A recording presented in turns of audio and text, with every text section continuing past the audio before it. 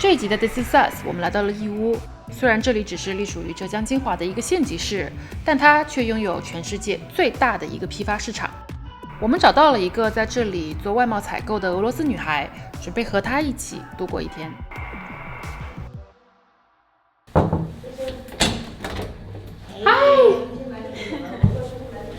Welcome， 我叫玛莎 Maria， 我现在在一家俄罗斯的外贸公司的采购员的助理，在中国长大的俄罗斯人。所以是什么时候来的中国呢？10岁，因为去欧洲啊，去美国啊，很远很远，而且又贵。中国又开始发展，可能是一个好机会嘛，所以就把我们几个孩子，就我龙凤胎弟弟还有我姐姐，把我们3个人就是送到中国上学。玛莎告诉我，她从小学5年级起就一直居住在北京，直到2017年清华大学毕业才搬来义乌参加工作。今天是一个周六，不过和往常的周末一样，她都会在11点之前就来公司。当时他们说啊，你要来工作来义乌这个城市，你能接受吗？我说为什么不能接受？他们说啊，这个城市比较小什么的，没有太多地方可以去玩什么的。那我就想应该也没有关系吧，就是我是来这边工作的，又不是来这边去玩。像玛莎这样常住在义乌的外国人约有1.3万，听上去好像不是很多，但他们却占到了所有常住人口的1%，而这个比例和北上广是不相上下的。不好意思，有点太乱了，因为这些所有的样品，这些样品你们可以其实拿走。对，这是好可爱啊！这还有 Gucci 的呢。啊，对，是。但这是真的 Gucci 吗？不是啊，怎么可能？大姐，我们就是那种比较大型的外贸公司，有自己的连锁超市。然后呢，我们在中国只是一个采购的部门。大家看一下，做外贸的同事有多汉化。他们在这边喝的茶是正山小种，这有名吗？对，哦，就很地道。这样一个耳机在俄罗斯的话，会卖大概相当于人民币多少钱呢？35，对，就真的是小商品。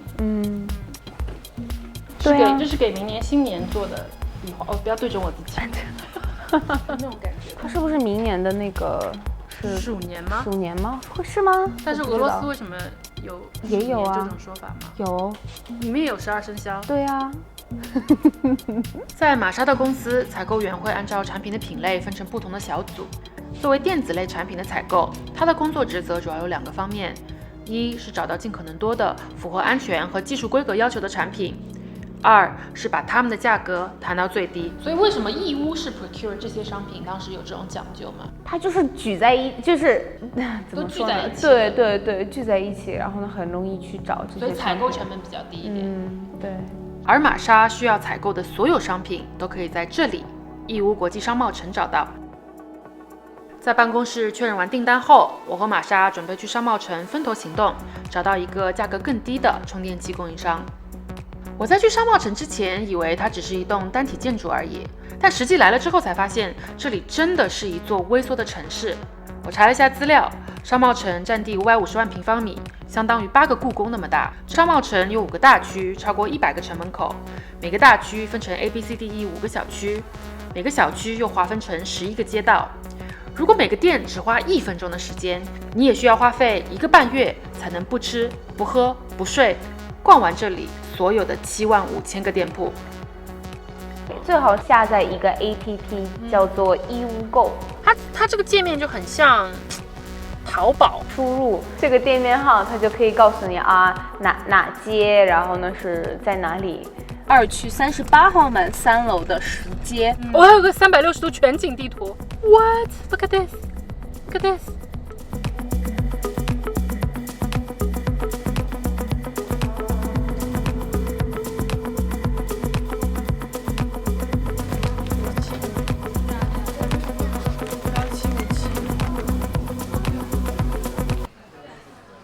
就是这家，需要的是这个。你要一模一样的充电器，电流是2A 的。为什么电流这么重要呢？充得快慢吗？对，就是1安的吧。哦，1安不行，我要2安的。然后呢，数量15000，1500个。No，15000。少了一个零，对不起，对不起，对不起，对不起。这个不会是回料吧？不会，都是鲜料。那为什么它要贵那么多那呢？款式不一样啊。用的那种回料的话会很臭，所以要闻一下。你可以摸摸，你可以闻，你可以甚至咬一下。开玩笑。你这个现在有个 benchmark 吗？比5块更低。你是要尖手头还是要皱手头？价格上差多少呢？相差2毛钱。比如说我能够帮你找到3块的东西，对，那我在这个里面压低的这个部分，我是有一个提成是吗？会的，10%。Now I'm interested. Now we're talking. 那这款价格的话，2安的话就要4块9。4块9的话，我根本报都不用报了，我都根本不用跟领导报了。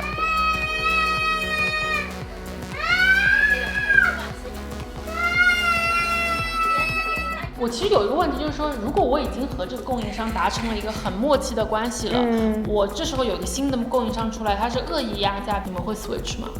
会的。残酷的商业世界。那怎么不会啊？肯定会啊。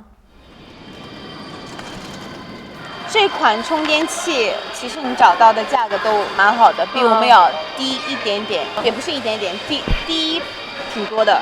可以做得更好一点，你知道是什么吗？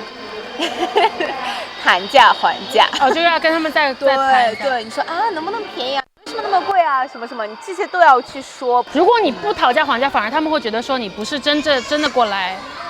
会的。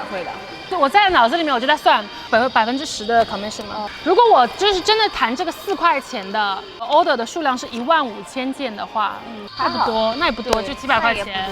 得看你有几个就是 SKU 嘛。对啊。如果你同时有1000个 SKU，每一个都1000，那就对，那就厉害了。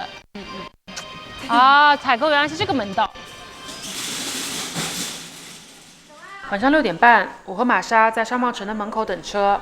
他会带我去吃当地一家非常受欢迎的中东菜。其实你能看到的这些高楼，就是近5年是没有的，市场旁边全部都是那种空地，然后呢，最近就建立起来了。对，你可以想象吗？就是一个县级市里面有 Marriott 跟 Shangri-La， 这个就不make sense 的。其实我就很难 expect 说在义乌。结果是吃到这么好吃的中东餐，对，因为这边就是好像阿拉伯的这些人就特别多，所以当然他们就会有一个特别好的那种中东餐厅什么的。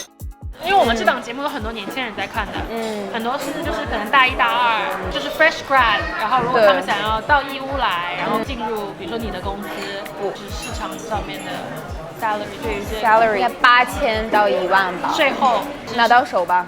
而这样的薪资标准已经是俄罗斯应届毕业生平均工资的2到3倍。不仅如此，玛莎自己居住的这套60平米的公寓，以及每日2餐、交通、电话费等，也都由公司出钱。你觉得你有存款吗？有啊，什么都没有，应该是70%以上。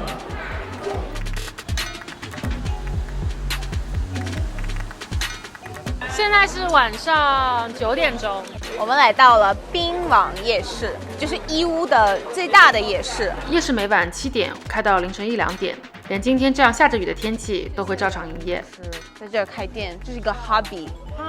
在夜市摆个摊儿，对，然后卖点衣服。好像义乌就真的特别能赚钱了，他们满地都有钱的感觉。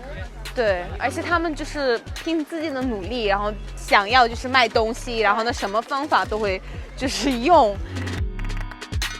Perfect Friday night 就是去按摩店，对，然后呢按摩好了，我就来这边买一个 kebab 对shawarma，我也不知道，20块钱的，买好了我就走过穿过那个夜市，出去打车就回家。你会觉得自己在这边寂寞吗？我不觉得，我觉得很 chill 的一种，是因为我也会出去旅游嘛，去旅游的时候就特别的，怎么说呢，丰富多彩，你知道，就是做好多事情，但是在义乌就没有。你觉得就是从北京到义乌，你觉得最大的不同是在什么地方？就是在义乌的这个节奏特别的快，好像北京城市不是很大嘛，它的节奏其实也蛮快的，但是有一些节日它就是有点休闲的样子，义乌就没有 没有 downtown。有。10年之后，我觉得我应该会刚开始有自己的公司了 ，maybe， 可能在西伯利亚的某个地方有自己一家工厂，做电线的工厂，然后呢，把那些做的电线卖到世界各地。而且不是说了吗？俄罗斯不是那个武器有好多嘛，做数据线，我觉得很 easy 的一个事情。Should we call it a day? All right. Get a cab. 哇，今天很长，就是辛苦你。对，没事，还好，你们也很辛苦。可能我一会儿还要出去一趟。真的吗？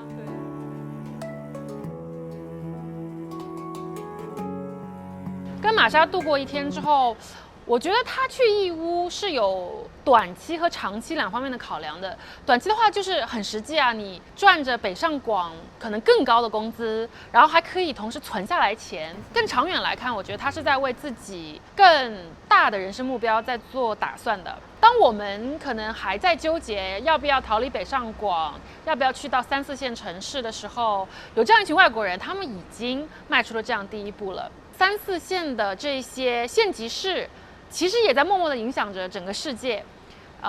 我觉得这是一个非常有趣的一个大主题。那看完这集之后，我不知道大家对于义乌或者对于玛莎还有其他什么问题或者好奇吗？可以在下面的留言区告诉我们。然后不要记得，然后不要忘记素质3连。